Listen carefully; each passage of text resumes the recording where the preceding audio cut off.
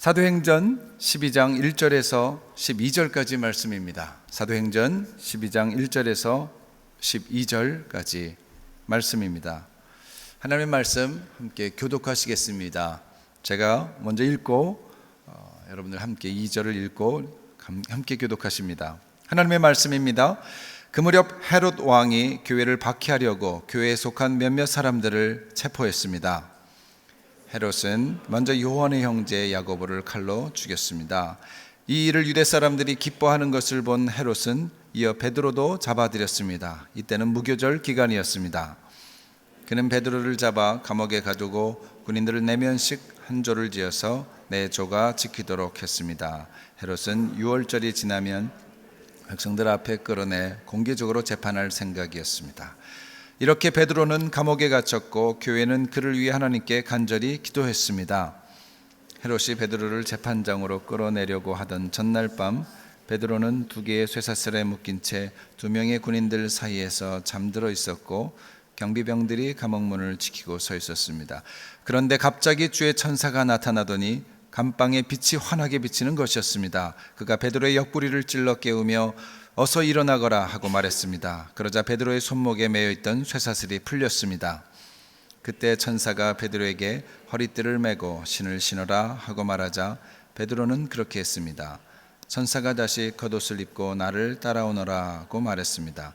베드로는 천사를 따라 감옥에서 나오면서도 도대체 천사가 하는 일이 꿈인지 생시인지 알 수 없었습니다. 그저 환상인 것만 같았습니다. 그들은 첫 번째 경비병들과 두 번째 경비병들을 지나서 성으로 통하는 철문에 이르렀습니다. 그 문이 저절로 열려 그들은 바깥으로 나왔습니다. 거리를 하나 지나자 천사가 나타났습니다. 그제야 비로소 베드로는 정신이 들어 이제야 분명히 알겠다. 주께서 천사를 보내 헤롯의 소나기와 유대 사람들의 모든 기대에서 나를 구해 주셨다고 말했습니다. 이 사실을 깨달은 후 그는 마가라고도 하는 요한의 어머니 마리아의 집으로 갔습니다. 많은 사람들이 그곳에 모여 기도하고 있었습니다. 우리 한국 교회사 속에서 예수님을 바로 보여주는 사람들라는 이 주제로 우리 영상 함께 보시고요. 그 뒤에 우리 어서 일어나거라 라는 제목으로 도혁하 목사님 말씀 전하시겠습니다.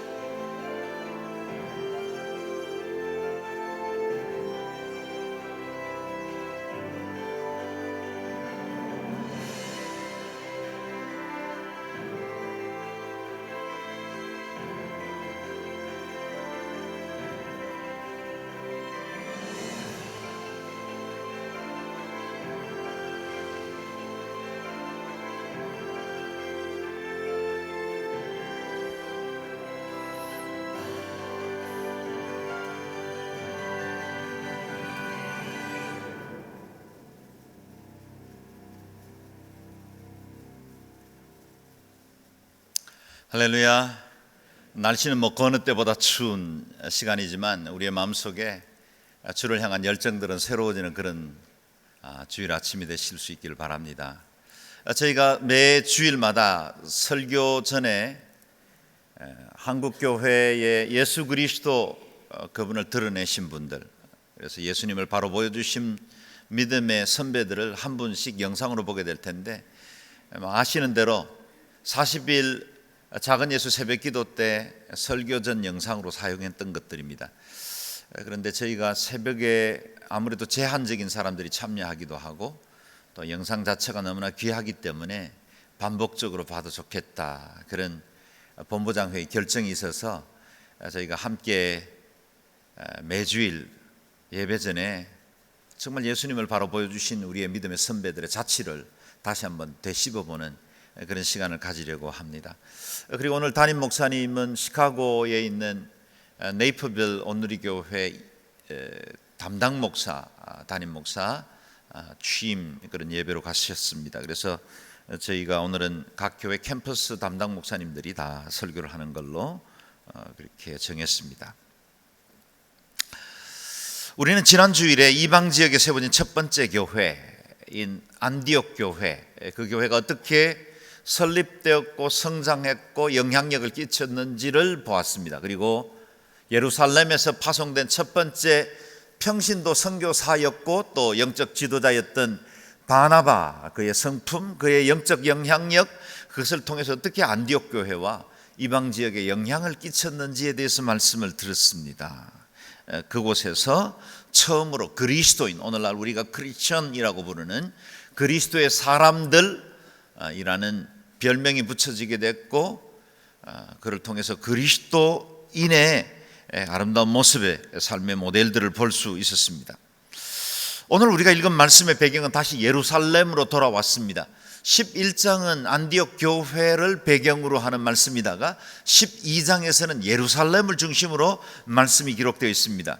그리고 13장에 가면 말씀의 배경이 다시 안디옥으로 바뀌죠. 이렇게 등장하는 배경들이 조금씩 변경되는 걸 이해하시고 읽으시면 좀 더 크게 성경을 깊이 이해할 수 있겠습니다. 이방 지역에는 큰 부흥이 일어나고 있었습니다. 안디옥 교회뿐만 아니라 여러 지역에 복음의 역사들이 확산되고 있었어요. 그런데 정작 모교회가 있었던 예루살렘 땅에는 환경적으로는 큰 기근이 있었습니다. 그래서 성도들이 생활에 핍절함이 있었고, 오늘날 우리가 겪고 있는 경제적인 위기와 같은 어려움들을 성도들이 고스란히 믿음 안에서도 겪을 수밖에 없었다는 겁니다. 뿐만 아니라 또다시 일어난 엄청난 박해로 인해서 교회는 위기 앞에 있어야만 했었습니다. 그 박해로 12사도 중에 하나인 야고보가 순교하게 되었습니다. 1절 2절 말씀을 다시 읽겠습니다. 시작. 그 무렵 헤롯 왕이 교회를 박해하려고 교회에 속한 몇몇 사람들을 체포했습니다.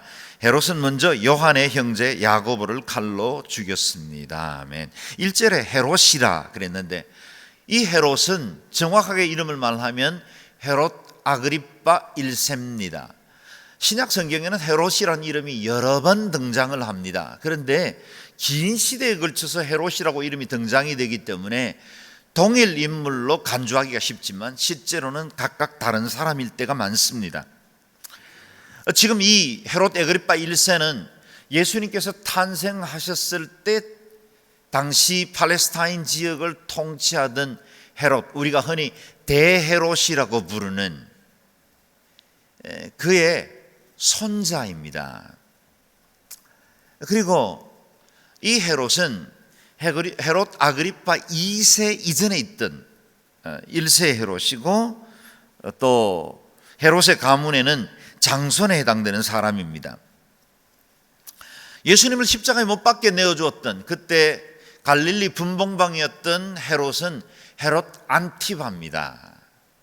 각각 다른 헤롯이지만 성경에 동일한 헤롯이라고 말하기 때문에 우리에겐 혼돈이 있습니다. 그 외에도 헤롯 빌립 2세, 헤롯 아그리파 2세 여러 번의 헤롯이 등장을 합니다. 혼돈스럽긴 하지만 오늘 헤롯이 아그리파 1세다, 그렇게 정도만 이해하시면 되겠습니다.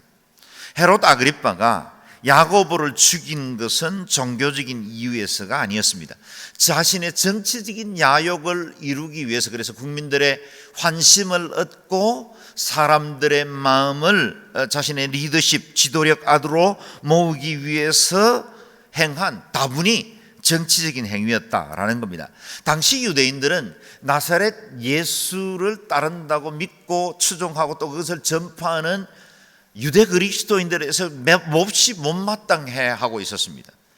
더구나 당시의 종교 지도자들이 십자가에 못 박아 죽인 그 예수가 지금은 무덤에서 부활하셨고 부활하신 주님이 온 땅과 모든 민족의 주인이 될 뿐만 아니라 지금도 살아계셔서 우리의 구세주가 되신다는 사실, 그 메시지를 선포하는 그들 못마땅했겠죠. 감당하기 힘들었을 겁니다.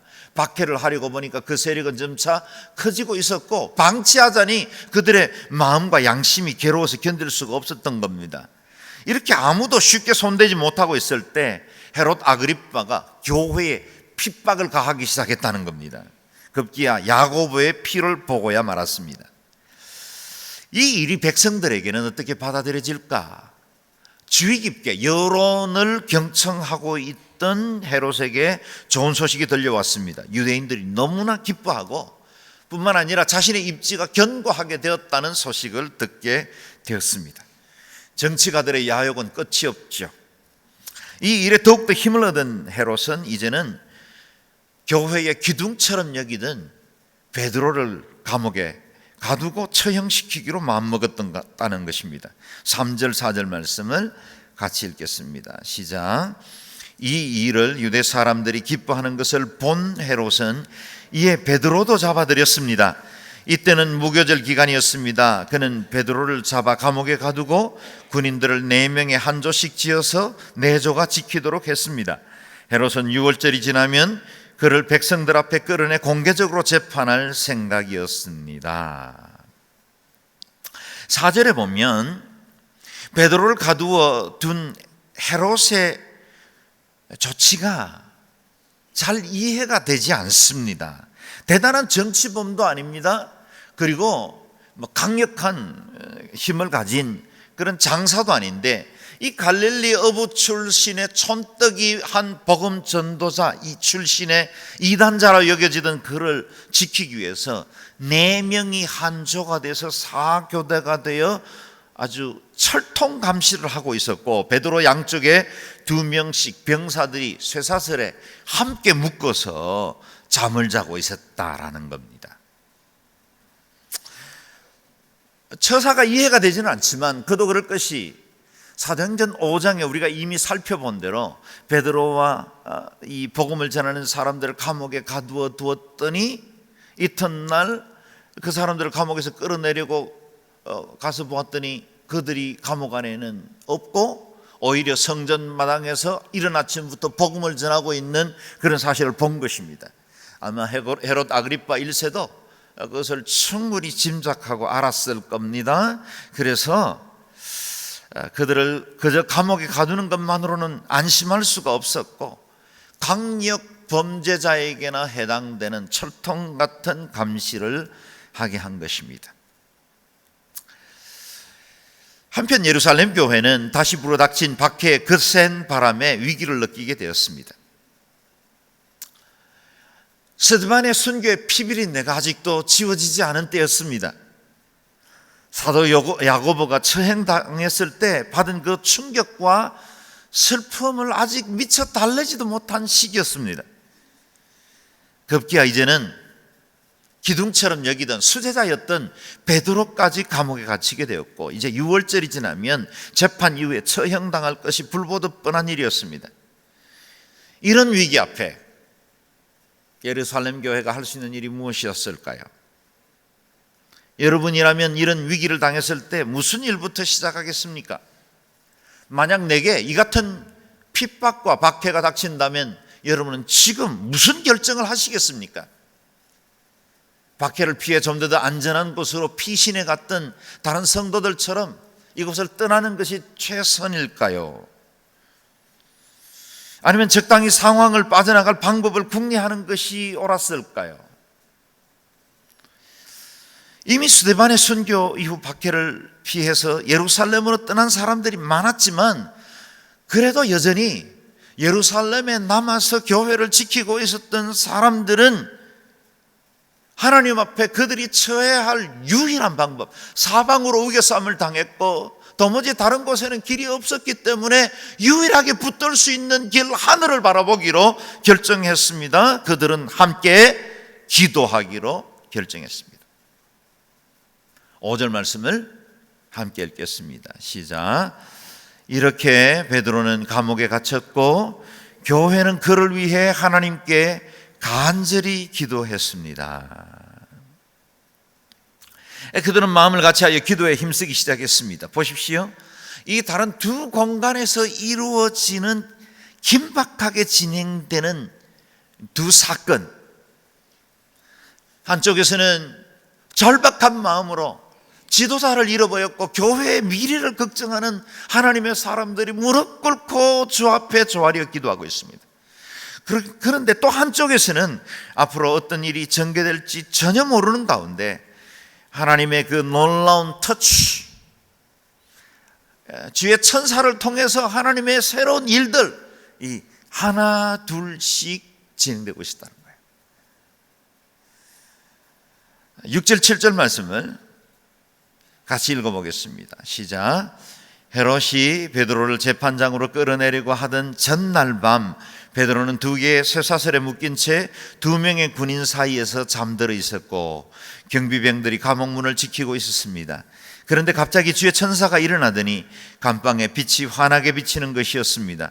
그가 베드로의 옆구리를 찔러 깨우며 어서 일어나거라 하고 말했습니다. 그러다 베드로의 손목에 매여 있던 쇠사슬이 풀렸습니다. 아멘. 우리는 지금 과거에 있었던 사건이기 때문에 평면적으로 두 개의 사건을 동시에 보고 있습니다. 다락방 한쪽에서 기도가 시작되었고 다른 한쪽에는 그 기도를 통해서 일하시는 하나님의 역사, 하나님의 터치가 시작된 것을 보고 있습니다. 믿음의 사람들은, 영적인 사람들은 항상 기도할 때 이 두 개의 사건을 볼 수 있어야 합니다. 나는 골방에 있지만 내 기도의 목표를 향해 움직이시는 하나님의 손을 볼 수 있어야 합니다. 그때 기도가 믿음의 기도가 되고 능력 있는 기도가 될 수 있습니다. 우리가 자주 고난 앞에서 이렇게 불안하고 염려하는 것은 내 눈앞에 보이는 사건들이 너무 커 보이기 때문에 주님께서 내 기도에 응답하시고 천사를 통해서 일하시는 그 하나님의 신비한 계획들이 보이지 않는 것이 문제입니다. 사랑하는 여러분, 다니엘이 기도를 시작할 때 천사 가브리엘이 그 응답을 가지고 떠났듯이 우리가 기도를 시작할 때 하나님은 그 응답의 일들을 시작하고 계신다는 사실입니다. 기도할 수 있는데 왜 걱정하십니까? 기도하면서 왜 염려하십니까?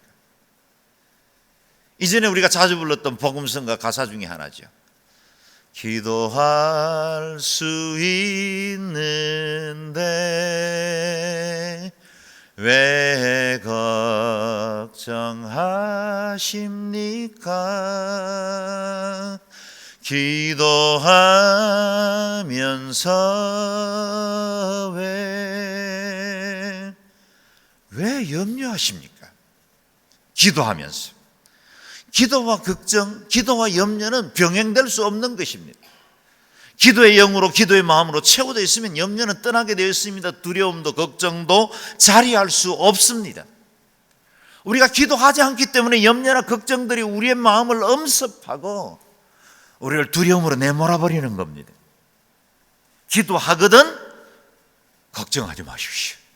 기도할 수 있거든 염려하지 마십시오. 응답해 주시는 하나님이 저와 여러분의 아빠, 아버지입니다.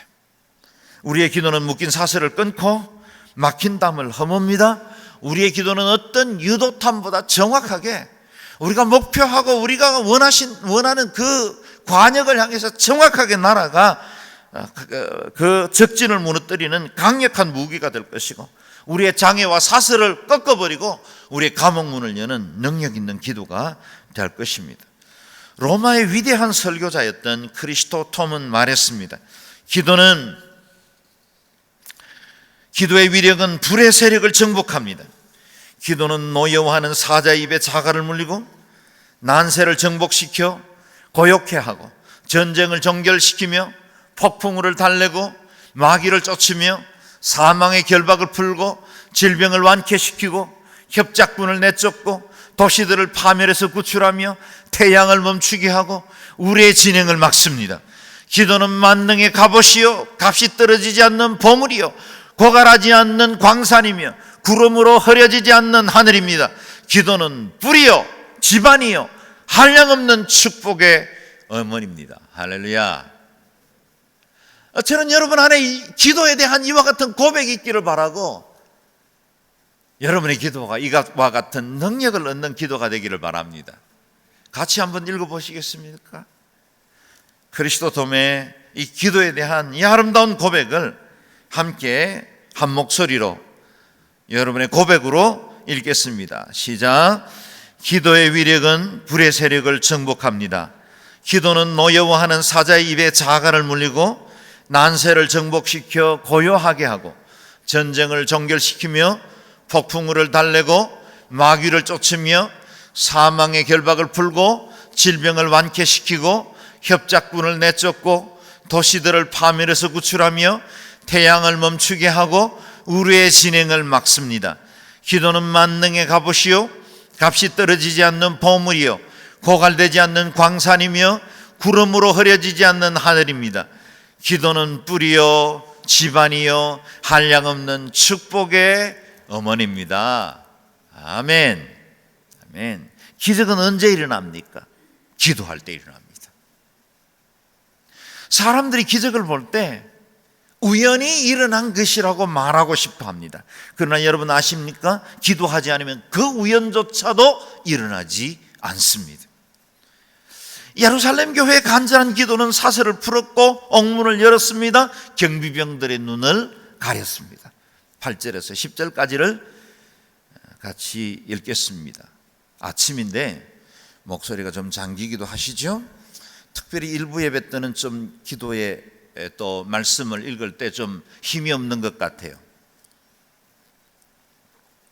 여러분 말씀은 하나님의 생명 있는 말씀이에요. 할 수만 있거든 큰 목소리를 읽었어요. 여러분의 마음을 다해 이 말씀이 내게 능력이 되고 내 삶을 변화시키는 권세가 될 수 있도록 큰 목소리를 읽으세요. 같이 8절에서 10절까지 함께 읽겠습니다. 시작. 그때 천사가 베드로에게 허리띠를 메고 신을 신으라 하고 말하자 베드로는 그렇게 했습니다. 천사가 다시 겉옷을 입고 나를 따라오느라 하고 말했습니다. 베드로는 천사를 따라 감옥에서 나오면서도 도대체 천사가 하는 일이 꿈인지 생시인지 알 수 없었습니다. 그저 환상인 것 같았습니다. 그들은 첫 번째 경비병들과 두 번째 경비병들을 지나서 성으로 통하는 철문에 이르렀습니다. 그 문이 저절로 열려 그들은 바깥으로 나왔습니다. 거리를 하나 지나자 갑자기 천사가 떠났습니다. 아멘. 이런 일들은 과거의 성경 속의 사건으로 그치지 않고 오늘 우리 시대에도 일어날 수 있습니다. 중국 교회 가정교회 지도자였던 수 형제님이 쓴 하늘에 속한 사람이라는 책에 보면 그가 어떻게 복음을 전하다 감옥에 갇혔고 그 감옥에서 하나님이 기적적으로 끄집어냈는지에 관한 기록을 고백하고 있습니다. 한 번은 감옥 마당을 산책하는 시간인데 밖으로 향하는 감옥 문이 조금 열려 있는 것을 보았습니다. 어디에서 나온 담대함인지 자기 스스로도 알지 못한 채 열린 감옥 문을 향해서 너무 자연스럽게 산책하듯이 걸어가기 시작했습니다. 아무 일도 없었던 것처럼 그 문을 향해 걸어 나갔고 그리고 그 문을 통과해서 길 밖으로 나갔는데 그 감옥 주변을 지키던 이 경찰들이 많이 있었는데 이 공안들이 다 그 곁에 있으면서도 아무 일도 없었던 것처럼 아무도 제지하지 않았다는 거예요. 분명히 제수복을 입고 있었습니다. 무슨 공안의 옷을 갈아입고 나온 것도 아닙니다. 제수의 옷을 입고 감옥 정문을 향해 걸어서 통과되는 동안 아무도 제지하지 않은 채로 길거리로 나와서 그것을 피해서 이후로 나중에 망명하고 해외로 도피했던 그런 기록을 남기고 있습니다. 그 순간 모든 사람의 간수의 눈을 가리워준 것입니다. 오늘 본문 속 기적의 현장에 있었던 베드로 역시 지금 이것이 진짜 벌어지고 있는 일인지 아니면 이것이 환상 속에 있는 일인지조차도 제대로 구분되지 않았습니다. 이 극적인 탈출이 맨정신에서 일어났다면 오늘 본문처럼 허리띠를 메고 신발을 찾아 신고 겉옷까지 걸쳐 입었겠습니까? 이건 출근하는 아버지의 모습이지 이게 감옥을 탈출하는 사람의 모습이라고 말할 수 있겠습니까?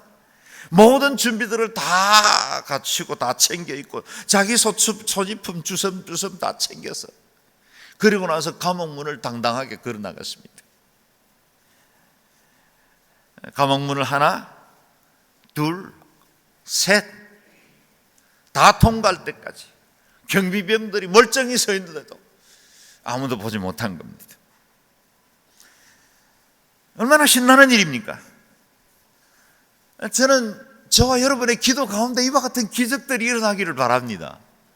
우리 인생에도 우리의 삶을 올가매고 있는 절망들이 많이 있죠. 우리의 마음을 가두어들이고 묶고 있는 그런 감옥문들이 많이 있죠. 우리가 기도할 때 감옥문들이 열리고 우리를 묶고 있는 착고들이 끊어지고 우리 안에 정말 아무 일도 없었던 것처럼 하나님의 그 기적을 경험하는 놀라운 역사들이 있기를 바랍니다. 내 삶을 올가매고 있는 절망의 착고가 끊어지고 나를 가두어두고 있는 상황의 문이 활짝 열리기를 바랍니다. 첫째 문이 열리면 둘째 문이 열리고 둘째 문이 열리면 셋째 문도 따라 열리는 말이죠. 저는 이런 묵상 해봤어요. 성경적이지 않을 수 있어요. 그냥 제 개인의 묵상입니다. 첫째 감옥문은 과거 나를 묶고 있는 상처나 쓴뿌리일 수 있겠죠. 하나님의 사랑으로 치유받고 자유케 되기를 바랍니다. 둘째 감옥문은 현실에서 맞닥뜨리는 좌절의 문입니다. 일이 안 되고 꼬이고 내 병약함으로 인해서 지치고 힘든 그런 현실의 문입니다. 능력의 주님이 나를 도와주시면 이 문도 열립니다. 셋째 문은 미래에 대한 막연한 불안과 두려움이라고 적용해 보았습니다. 내 삶을 보장하시는 신실하신 하나님에 대한 믿음만 분명히 서면 여러분 우리의 미래들에 대해서 두려워하지 않아도 괜찮습니다. 살아계신 주 나의 참된 소망 걱정 근심 전혀 없네. 영어로 되어 있는 찬양의 원본 가사는 이렇습니다. I can face tomorrow. I can face tomorrow. 내가 내일을 맞이하는데 그 내일이 불안함과 두려움으로 맞이하는 내일이 아니라 하나님이 나와 함께 하시고 나와 동행하시기 때문에 염려 없습니다. 주님이 내 삶을 보증하시기 때문에 내가 지레 짐작해서 두려워하거나 과거를 가불해서 염려하거나 내 삶에 일어나지도 않을 일들 때문에 미리 불안해하는 일을 하지 않겠습니다. 왜냐하면 주님의 의로우신 손이 전능하신 손이 나를 붙들고 있고 그 손으로 주님께서 나를 이끌어 주실 것일 걸 나는 믿기 때문에 불안해하지 않습니다. 그러면요 미래의 문이 열리는 거예요. 할렐루야. 세계 문이 다 열리기를 바랍니다. 그러나 여러분 우리가 아는 대로 내가 원하는 모든 기도의 제목이 다 응답되는 건 아닙니다. 때로는 그것이 하나님의 뜻과 일치되지 않기도 하고 내 정욕으로 잘못 구하기 때문에 하나님은 그 기도에 대해서는 다른 방법으로 우리에게 응답해 주시기도 합니다. 거절하심으로 기도의 제목을 바뀌심으로 또는 기다리라 말씀하심으로 우리에게 응답하시죠.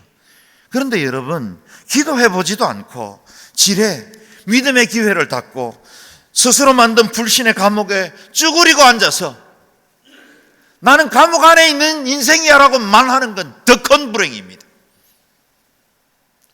지금 여러분은 감옥문 어디쯤 계십니까? 어디 안에 거하십니까? 왜 거기 머물러 계십니까? 천사가 베드로의 옆구리를 치며 깨워서 어서 일어나라 그렇게 말씀하신 것 같이 오늘 아침에 예배하는 여러분의 영혼을 향하여서 주님께서 그렇게 말씀하시기를 바랍니다. 어서 일어나거라. 너희가 잠들어 있는 그곳에서 일어나거라. 너희의 좌절, 너희가 낙담하고 너희가 습관과 안일 가운데 묶여있는 그곳으로부터 일어나거라. 너의 삶의 새로운 비전을 향하여서 새로운 도전을 향하여 일어나거라. 2016년도 여전히 매해 지나간 것처럼 반복적으로 살지 말고 일어나거라. 너희가 원치 않으면서 타협하고 적당하게 지금까지 붙들고 있었던 그 과거의 습관들, 하나님 기뻐하지 않는 것도 알고 그래서는 안 된다는 것 내 마음으로 알면서도 여전히 반복하고 있던 그 과거의 습관의 감옥에서 어서 일어나거라. 일어나야 합니다. 그래야 착고가 끊어지는 거예요. 일어나야 합니다. 그래야 감옥문이 열리기 시작합니다. 내 영성이, 내 믿음이 하나님 앞에 다시 눈을 뜨고 내 삶을 향하신 새로운 계획을 향해, 비록 내 믿음도 부족하고 내가 아직 충분히 준비되지 않았지만 내 인생 안에 새로운 눈을 뜨고 기도를 시작할 때 하나님께서 새로운 역사를 이루어 가실 줄로 믿습니다. 기도하면 기적이 일어납니다. 기도 없이도 일이 혹 잘 되던가요? 여러분, 기도 없이도 지금까지 별 탈 없이 사셨습니까? 죄송하지만 그건 재앙일 수 있어요. 여러분, 기도 없이도 일들이 잘 되고 기도 없이도 모든 것이 잘 된다면 그거 이상한 거 아니에요? 믿음의 사람인데, 주와 동행하는 사람인데, 하나님과 동행하는 사람인데,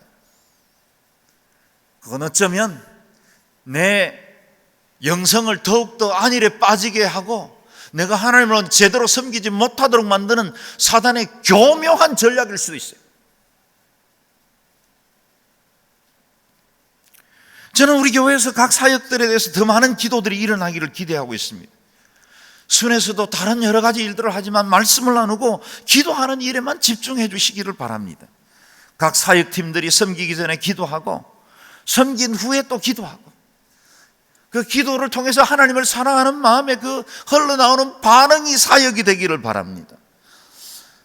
우리는 일부 예배 드려지기 전에 사역자들이 먼저 이 강단 위에서 오늘 하루 드려지는 모든 사역과 또 예배를 위해서 기도를 합니다.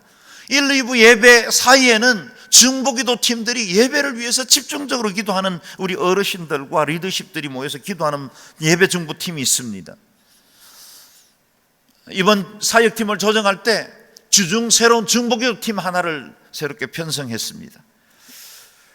저는 주중에도 기도하고 더 많은 사람들이 기도하기를 바라고 있습니다. 뿐만 아니라 우리가 예배하는 이 공간에 1층 시안홀에는 매일같이 월요일부터 금요일까지 매일 아침 10시 30분에 열방을 위해서 기도하고 우리 개인의 삶을 위해서 기도하는 열방 예배가 매일매일 드려집니다. 매일 새벽마다 주님 앞에 영성을 깨우고 한국교회를 위해서 기도하고 열방 선교를 위해서 기도하는 새벽 기도하는 하나님의 사람들이, 기도꾼들이 기도의 재단을 쌓고 있습니다. 기도해야 합니다. 그럼에도 불구하고 저는 우리의 기도가 충분하지 않다고 여깁니다. 여러분, 기도는 신기하게도 기도할수록 부족감을 느끼게 되어 있어요. 기도할수록 기도의 제목이 더 많아집니다. 기도할수록 기도의 능력이 얼마나 강력한 것인지, 기도할수록 기도가 얼마나 소중하고 절실한 것인지를 깨달아 알게 됩니다. 그래서 기도하는 사람들은 더 기도하게 되어 있어요.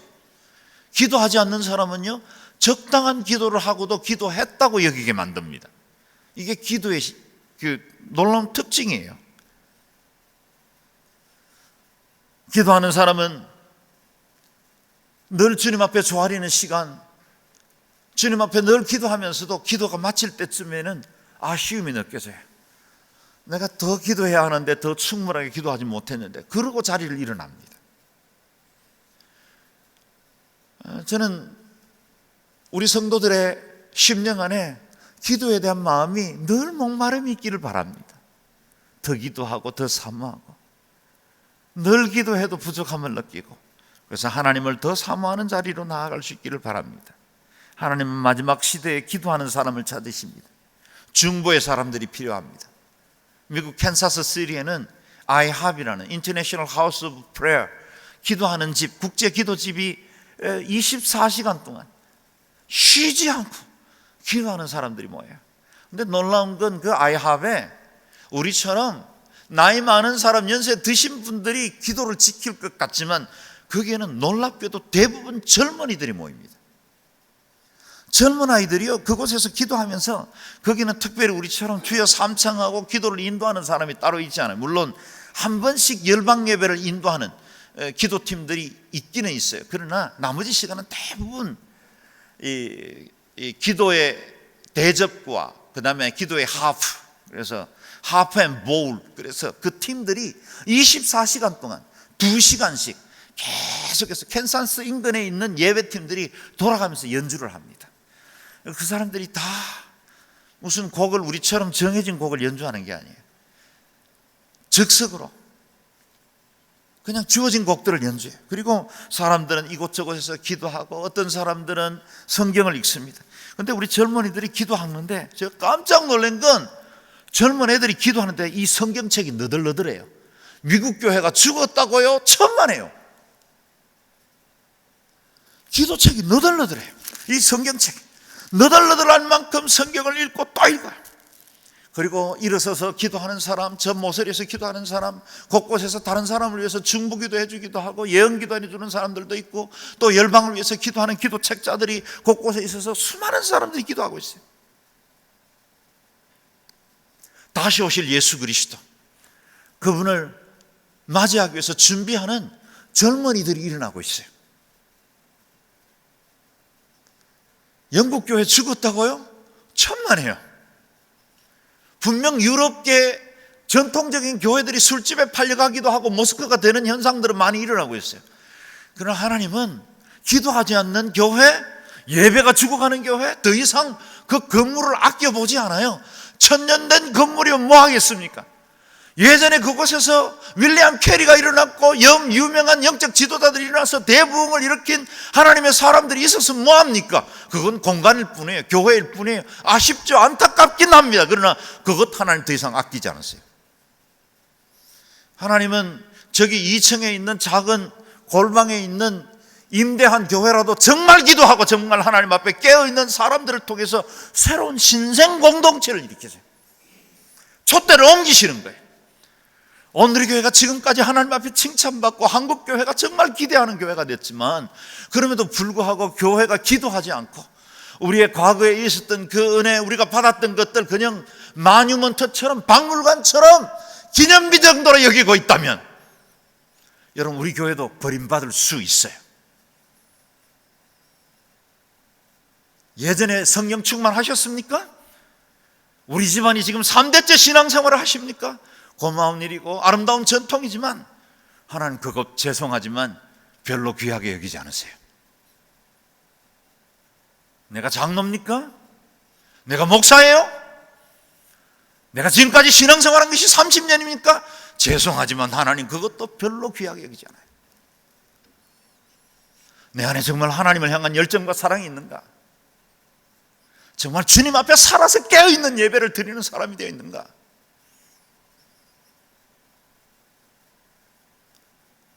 우리가 하나님 앞에 기도하고 깨어있을 때 내 영혼이 살고 한국교회가 살고 조국이 살고 열방이 삽니다. 깨어 일어나야 돼요. 어서 일어나거라. 어서 일어나거라. 지체하지 말고.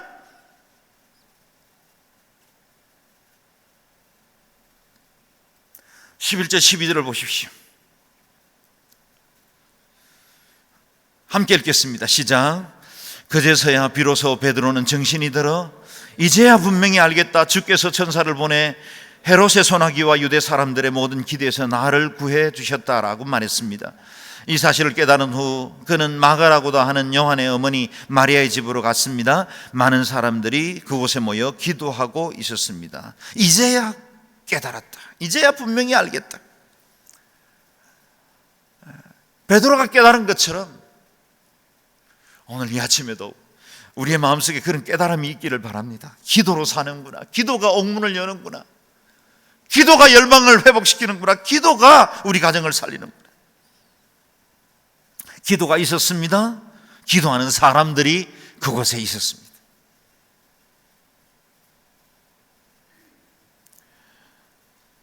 세상을 움직이는 힘은 기도입니다. G7 강대국이 세상을 움직이는 것 같지만 미국의 백악관이 세상을 결정하고 움직이는 것 같지만 세상을 움직이는 진정한 오퍼레이션 하는 힘은 기도의 무릎 위에서 나옵니다. 하나님의 정교하신 손으로, 권능하신 손으로 지금도 하나님은 위정자들을 통해서, 세상을 통해서, 세상의 권력자들을 통해서 하나님의 뜻을 이루어가고 계십니다. 이와 같이 기도가 능력인 줄 아는데 사실 우리는 기도의 부족함을 많이 느낍니다. 믿음이 없죠. 그런데 베드로를 위해서 기도하던 예루살렘 교회 성도들도 그다지 기도가, 믿음이 온전하지는 않았다는 것입니다. 13절에서 17절 말씀을 같이 읽어보겠습니다. 시작. 베드로가 대문을 두드리자 로데라는 어린 여종이 문을 열어주러 나왔습니다. 여종은 베드로의 목소리인 줄 알아차리고 너무나 기뻐서 문 여는 것도 잊은 채 달려가 베드로가 문 밖에 와 있다고 소리쳤습니다. 그러자 사람들이 여종에게 네가 미쳤구나 라고 말했습니다. 그러나 여종이 계속 사실이라고 우겨대자 그들은 베드로의 천사겠지라고 말했습니다. 그때 베드로가 계속 문을 두드렸습니다. 그들이 문을 열고 베드로를 보더니 깜짝 놀랐습니다. 베드로는 조용히 하라고 손짓하며 주께서 자신을 감옥 밖으로 이끌어내신 경위를 설명했습니다. 이 사실을 야고보와 그 형제들에게 알려주시오라고 말하고서 베드로는 다른 곳으로 떠났습니다. 재미있는 현상이 벌어졌죠. 베드로의 석방을 위해서 기도하던 사람들이 정작 베드로가 석방되자 그 사실을 못 믿은 것이네. 베드로가 풀려서 문 밖에 섰다 그랬더니 베드로의 천사겠지, 네가 뭘 잘못 봤겠지 그랬다는 거예요. 기대하지 않는 기도, 기대하지 않는 기도. 사실은 우리가 얼마나 기도하면서 자주 이런 실수를 범하는지요. 비가 오기를 위해서 기도하면 우산을 들고 나와야 되는데 아무도 우산은 안 들고 오죠.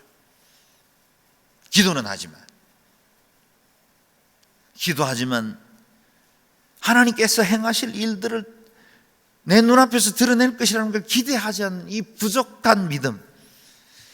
그런데 여러분 아십니까? 놀랍게도 하나님은 부족한 기도도 사용하십니다. 아멘. 아멘. 고맙습니다. 하나님은 부족한 기도도 사용하십니다.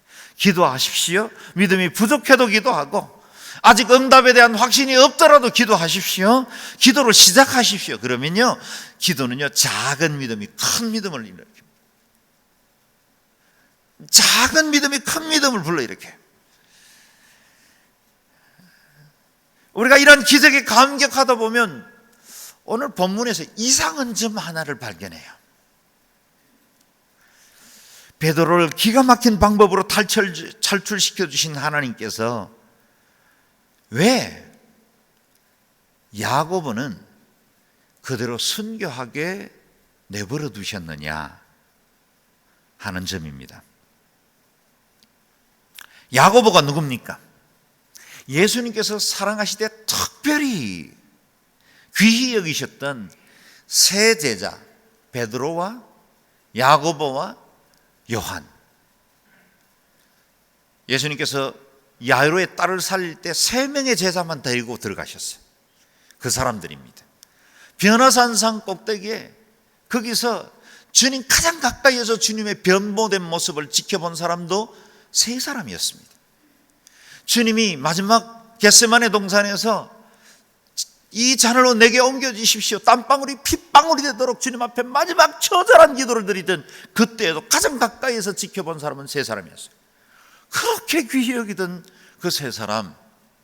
그런데 한 사람은 하나님이 마치 아니 계신 것처럼, 보지 않고 계시는 것처럼 순교의 자리에 그냥 내버려 두셨어요. 그런데 베드로는 기가 막힌 방법으로 기적적인 역사로 다시 감옥에서 이끌어내 주셨어요. 동일하신 하나님께서 똑같이 사랑하는 그 예수님의 3 제자 중에 2사람을 왜 이렇게 다른 결과를 맺게 하시는가? 불공평한 하나님이십니까? 사실 우리는 잘 모릅니다. 하나님께서 이 의도를 밝히지 않기 때문입니다. 현실적으로 약간의 혼란이 없지는 않지만, 그러나 이 사실 앞에 우리는 더욱더 겸비하여 하나님의 경륜이라는 것에 우리의 눈을 주목해 봐야 합니다. 하나님의 경륜. 야고보는 순교했습니다. 그래서 복음의 본질은 죽음을 무릅쓰고 지켜야 하는 것이다 라는 사실을 보여줍니다. 베드로는 감옥에서 이끌어내십니다. 그것을 통해서 기도의 능력이라는 하나님의 전능하심을 보여줍니다. 야고보는 순교함으로 온 교회가 비상한 새로운 믿음을 가질 수 있도록 도전하십니다. 베드로가 감옥에 나오게 함으로 하나님은 온 교회가 기도에 열심을 쏟지 않으면 안 된다는 사실을 보여주게 하십니다. 야고보는 순교함으로 사랑하는 애제자가 먼저 그리스도를 보고 천국을 경험할 수 있는 영광을 누리게 합니다. 베드로가 죽지 않고 살아남으로 남은 자의 사명이 뭔지를 보여줍니다. 우리는 왜 어떤 사람에게는 야고보처럼 대하고 어떤 사람에게는 베드로처럼 대하는지 우리 스스로는 알지 못합니다. 내 인생을 그렇게 다룰지 이렇게 다룰지 우리조차도 알지 못합니다. 그러나 분명한 건 하나님의 경륜입니다. 그리고 하나님은 좋으신 하나님이십니다 라는 사실입니다. 우리 눈에 더 좋아 보이고 더 나은 응답의 방법이 이것이라 여길 수는 있겠지만 하나님께서 의도하신 바는 다를 수 있습니다. 기억하십시오. 모든 상황을 통해 하나님은 당신의 뜻을 이루어 가십니다. 옥문을 여실 수도 있습니다. 순교를 당하게 하실 수도 있습니다. 기적을 보여주기도 하십니다. 때로는 침묵을 하시는 것처럼 느껴질 때도 있습니다. 그러나 이 모든 상황이 하나님의 뜻을 이루어 나가고 있는 과정이라는 사실입니다. 그렇다면 우리 할 일은 뭘까요? 기도하는 일입니다. 전능하신 하나님의 역사를 제한적인 인간의 생각으로 판단하기보다는 인간이 할 수 있는 최고의 일, 가장 위대한 일, 그 일은 바로 창조주 하나님 앞에 기도하는 일입니다. 전능하신 하나님이 열어놓으신 은혜의 길입니다. 기도하기를 쉬지 마십시다. 실망하지 말고 기도하십시다. 기도하면 옥문이 열리고 기도하면 기적을 볼 것입니다. 너는 내 입을 넓게 열라 내가 채우리라. 어린 여종 로데가 기도하는 내 자리로 쫓아 들어와서 문 앞에 베드로가 문 앞에 응답이 와 있습니다 라고 소리칠 때까지 기도를 쉬지 마십시오. 대 건너편에 손바닥만한 구름이 떠오를 때까지 엘리야가 그랬던 것처럼 두 무릎 사이에 우리의 머리를 집어넣고 기도하는 일을 멈추지 마십시오.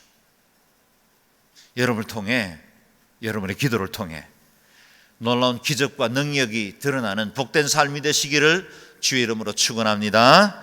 아멘. 기도하겠습니다. 기도할 때 한 1, 2분 정도 같이 통성으로 기도할 때 하나님, 저는 믿음이 부족합니다.